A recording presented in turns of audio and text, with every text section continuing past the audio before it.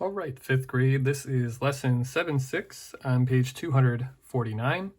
I'm going to walk you through a few quick reminders of how to solve mixed number by mixed number problems and mixed number by whole number problems. We are talking about area today, and area, of course, equals length times width. So most of our problems will be multiplication today. So it tells us to solve the problems and to write a number model to summarize each solution. And the first question is, or the first statement is that the bulletin board in Shane's classroom is 3 1/4 feet by 4 1/2 feet. So of course, when they say that, they're telling us that one side is going to be 3 1/4 feet long and the other will be 4 1/2 feet. So in order to find the area here, we'll have to take the length and multiply it by the width. So we can even, before we even solve anything, we can put our number model down. It's going to be 4 1/2 times 3 1/4. Okay, so what we have is mixed numbers. I'm going to leave this blank for now because we'll put our actual answer there because they tell us they want us to summarize each solution, which tells me they want the actual answer. So we're dealing with two mixed numbers. Remember, a mixed number is when you have a whole number and a fraction together.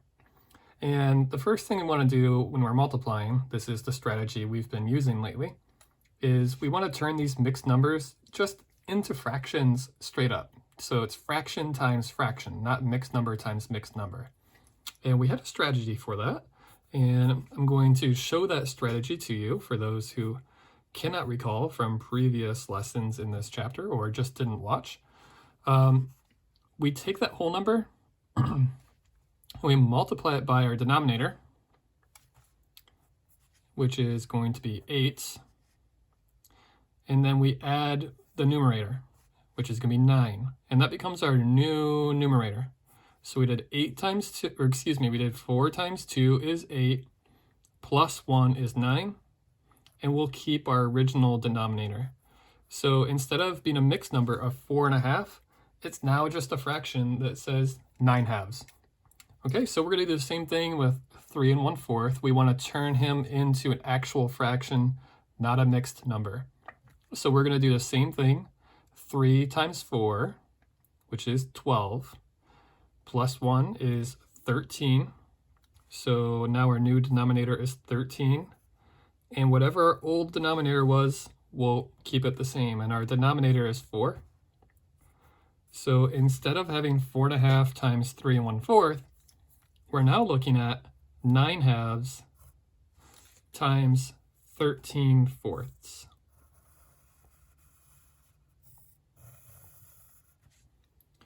Okay, and as always, multiplying fractions is, the function is relatively easy, but the multiplication is not always super easy. But the function is we just multiply across. So now that we have just fraction multiplication, we don't have to deal with the whole numbers at all. We're just going to go right across. And I know 2 times 4 is 8, and that's cool. But you'll notice that we're running into a problem here, and that's 9 times 13. You might have to go to a spare piece of paper and actually write that one out. You can either do it as a lattice multiplication problem, or I'm going to use our traditional multiplication to figure this one out. 9 times 3, 9, 18, 27. Put the 7 down, carry the 2. And that's going to be a plus 2 in a minute. 9 times 1 is 9, plus 2, 10, 11. So 13 times 9 is 117 over 8. And the problem with that is we have a really improper fraction. And if we really wanted to figure out the area, I mean, we did, this is the answer, but I'm also going to show you how to reduce that into a more realistic answer. Right now we're at 117 over 8. And what you can do to reduce that, 117 over 8 is the same as 117 divided by 8. And since we've been using partial quotients, I'm going to show you the partial quotient way to solve this problem. The question to start here is how many times can 8 go into 117? And remember, we want to take a chunk out of that. I don't know 117 divided by 8 off the top of my head, but I think I can take a pretty good chunk off of this because I know that 8 times 10 equals 80. And to be honest, I know 8 times 11 is 88. Could have done that too, but I'm going to stick with 10. So 8 times 10 is 80. So we're going to take a chunk of 80 off of 117. 7 minus 0 is 7. We can't do 1 minus 8, so we have to do 11. We have to borrow from here. And I know 11 minus 8 equals 3. So this gets us pretty close. I can think of a multiple that gets us close to 37. I know 8 times 2 is 16, for instance. And I know 8 times 4 is 32. So 37 minus 32. 3 minus 3 is nothing, so that's 5. And now we're left with a situation where, can 8 fit into 5? No, not clearly, not with a whole number.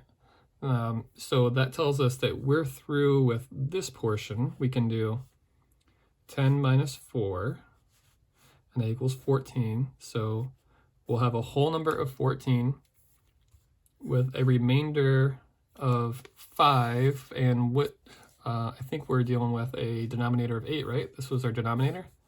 So the leftover, the remainder in this case, will be shown like this. You'll put the 5 as the numerator, and the original denominator, the 8, is going to stay there. So this 5 means there's 5 pieces of another group of 8 left. So this is your reduced form of this fraction, 14 and 5/8. Can you see why I wanted to walk through with that one with you guys? There's a lot going on there. And now you might be saying, well, I probably could have solved that with a calculator.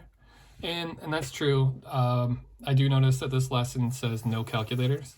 And here's the other problem. I have my computer with me.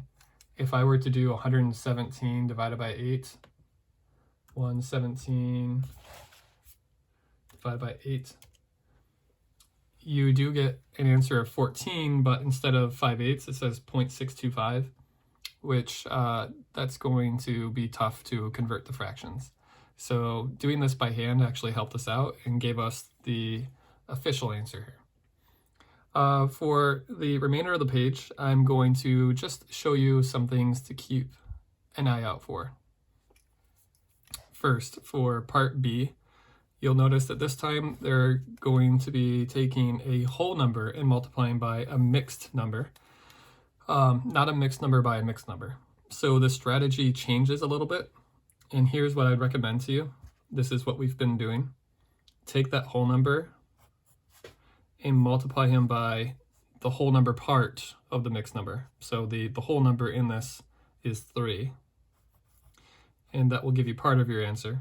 And then take that whole number and multiply him by the fraction as well. And that will give you the other part of your answer. Now you might be looking and saying 7 times 1/2. I forgot how to do that. And remember, I would recommend turning the 7 into a fraction because when you do that, it's just simple multiply across. And to turn any whole number into a fraction, you just put them over 1. And so then it would be 7 over 1 times 1/2. And you just multiply across. If you're really good with fractions and decimals right now, you might be able to just look at 7 and say, what if I split 7 in half? What would I get? And you can do that. Like I know half of 6 is 3, and I technically know half of 7, but I don't want to give it away. Okay, so really you're going to find this half and this part, and then you're going to put them together. Now, letter C. they're going to ask how much fabric will be left over after Shane covers the bulletin board. And in part B, he's using this big piece of blue fabric, and you're going to get a pretty good sized area. It's going to be bigger than part A. And so this is going to be how much fabric he has. This is how much fabric he's going to need. So you're going to want to figure out what's left over after you start with this, and then you take away this much. Okay, it's going to be a subtraction problem. It's basically like saying, what if I have 20 apples and I need 12 to feed the animals in my backyard? How much are left after that? Okay, same type of thing. This is how much he has. This is how much he's using. Okay, I think part 2 is going to be the same general idea down below. It's a whole number by a fraction. Or excuse me, a mixed number by a whole number. So you'll just be using similar strategies that we talked about up above. If you have any questions or comments, let me know. Feel free to rewatch this, take your time, pause. There's a lot of steps going on here. They're asking a lot of you guys. But if you just take it one little piece at a time, focus only on one step at a time before you move on, it's really not so bad once you piece it all together. Okay, I will see you for, I think, part 2 of 7.6, which goes into an entirely different topic. Okay, I will see you guys whenever you click the next video.